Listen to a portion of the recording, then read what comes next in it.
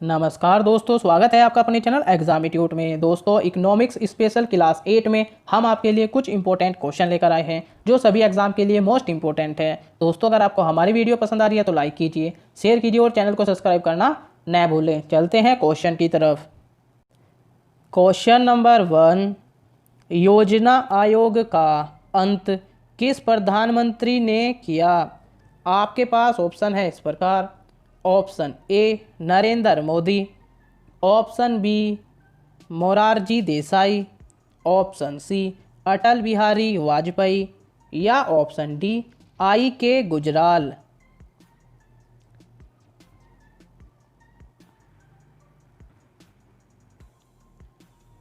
इसका सही आंसर है दोस्तों option A Narendra Modi. Detail में जान लेते हैं दोस्तों इसके बारे में। प्रधानमंत्री नरेंद्र मोदी ने 15 अगस्त 2014 को लाल किले की प्राचीर से स्पष्ट उद्घोषित किया था कि योजना आयोग के स्थान पर नया संस्थान अस्तित्व में आएगा। 1 जनवरी 2015 को नया संस्थान नीति आयोग अस्तित्व में आया। वह योजना आयोग को इसी दिन समाप्त घोषित कर दिया गया। अगले क्वेश्चन की तरफ चलते हैं दोस्तों।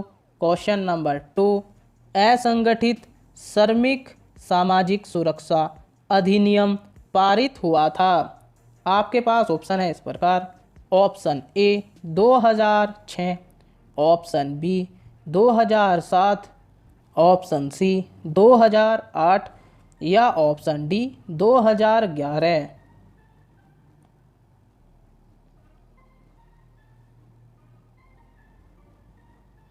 इसका सही आंसर है दोस्तों ऑप्शन सी 2008।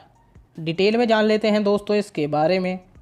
असंगठित क्षेत्र के कामगारों को सामाजिक सुरक्षा उपलब्ध कराने के उद्देश्य से केंद्र सरकार ने असंगठित श्रमिक सामाजिक सुरक्षा अधिनियम 2008 में लागू किया था।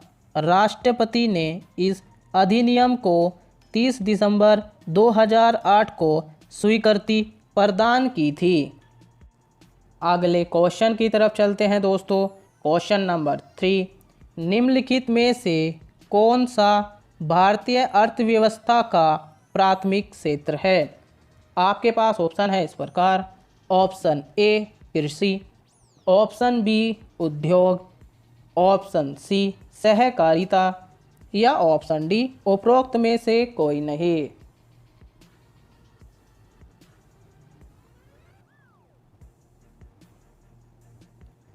इसका सही आंसर है दोस्तों ऑप्शन ए कृषि। डिटेल में जान लेते हैं दोस्तों इसके बारे में। भारतीय अर्थव्यवस्था के प्राथमिक क्षेत्र में शामिल गतिविधियां हैं कृषि एवं शहतूत गतिविधियां, मत्स्यिकी, वानिकी और खनन तथा उत्खनन। अगले क्वेश्चन की तरफ चलते हैं दोस्तों। क्वेश्चन नंबर 4, निम्नलिखित में से कौन सा भारतीय अर्थव्यवस्था का प्रमुख लक्षण है? आपके पास ऑप्शन है इस प्रकार। ऑप्शन ए पूंजीवादी अर्थव्यवस्था, ऑप्शन बी समाजवादी अर्थव्यवस्था, ऑप्शन सी मिश्रित अर्थव्यवस्था या ऑप्शन डी इनमें से कोई नहीं।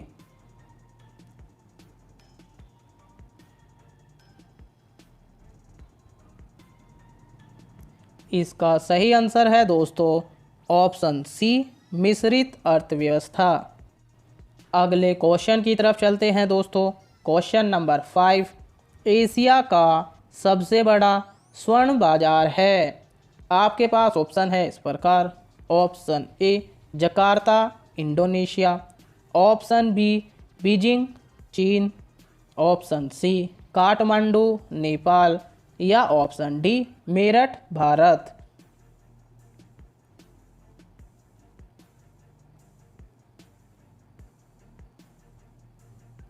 इसका सही आंसर है दोस्तों ऑप्शन बी बीजिंग चीन। डिटेल में जान लेते हैं दोस्तों इसके बारे में। वर्ल्ड गोल्ड काउंसिल 2012 की रिपोर्ट के अनुसार एशिया का सबसे बड़ा स्वर्ण बाजार भारत को पीछे छोड़ता हुआ चीन बीजिंग है। अगले क्वेश्चन की तरफ चलते हैं दोस्तों। क्वेश्चन नंबर 6 आंतरिक व्यापार संबंधित है। आपके पास ऑप्शन है इस प्रकार। ऑप्शन ए घुड़दौड़ से, ऑप्शन बी कारारोपण से, ऑप्शन सी सार्वजनिक खर्च से, या ऑप्शन डी शेयर बाजार से।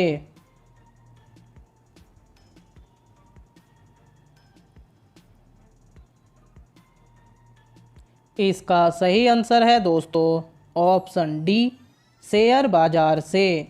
डिटेल में जान लेते हैं दोस्तों इसके बारे में। सनसाइड ट्रैकिंग आंतरिक व्यापार शेयर बाजार से संबंधित है। इसके अंतर्गत कंपनी के कर्मचारी या कोई संबंधित व्यक्ति कंपनी की आंतरिक सूचनाओं का उपयोग कर शेयर ट्रेडिंग में अनुसूचित लाभ प्राप्त करते हैं। यह अवैध कार्य माना जाता है। अगले क्वेश्चन की तरफ चलते हैं दोस्तों। क्वेश्चन नंबर 7 रेपो रेट विचारणीय होता है। आपके पास ऑप्शन है इस प्रकार। ऑप्शन ए मौद्रिक नीति के अंतर्गत, ऑप्शन बी राजकोषीय नीति के अंतर्गत, ऑप्शन सी श्रम नीति के अंतर्गत, या ऑप्शन डी जनसंख्या नीति के अंतर्गत।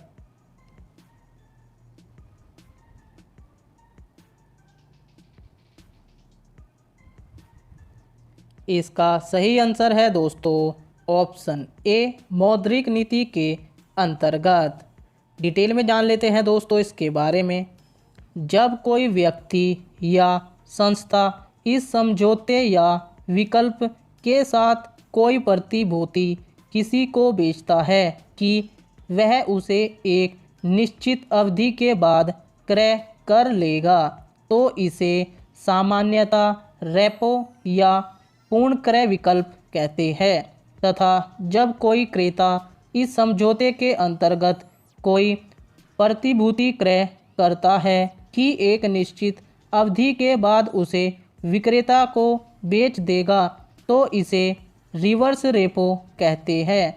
ये दोनों क्रियाएं मौद्रिक अधिकार द्वारा अर्थव्यवस्था में तरलता प्रबंधन या तरलता समायोजना के लिए की जाती है। रेपो का प्रयोग तरलता डालने तथा रिवर्स रेपो का प्रयोग तरलता अधिशोषण या निकालने के लिए किया जाता है। अगले क्वेश्चन की तरफ चलते हैं दोस्तों। क्वेश्चन नंबर 8 भारतीय शाक भाजी अनुसंधान संस्थान स्थित है। आपके पास ऑप्शन है इस प्रकार।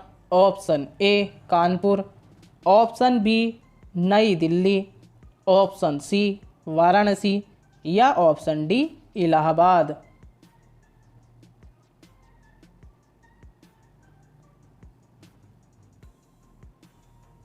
इसका सही आंसर है दोस्तों ऑप्शन सी वाराणसी। डिटेल में जान लेते हैं दोस्तों इसके बारे में। भारतीय सब्जी शाक भाजी अनुसंधान संस्थान उत्तर प्रदेश के वाराणसी जिले में स्थित है। अगले क्वेश्चन की तरफ चलते हैं दोस्तों। क्वेश्चन नंबर 9 किस पंचवर्षीय योजना में गरीबी हटाओ विषय वस्तु पर आधारित गरीबी उन्मूलन कार्यक्रम को सर्वप्रथम प्रारंभ किया गया था? आपके पास ऑप्शन है इस प्रकार। ऑप्शन ए पहली, ऑप्शन बी तीसरी, ऑप्शन सी पाँचवीं, या ऑप्शन डी दूसरी।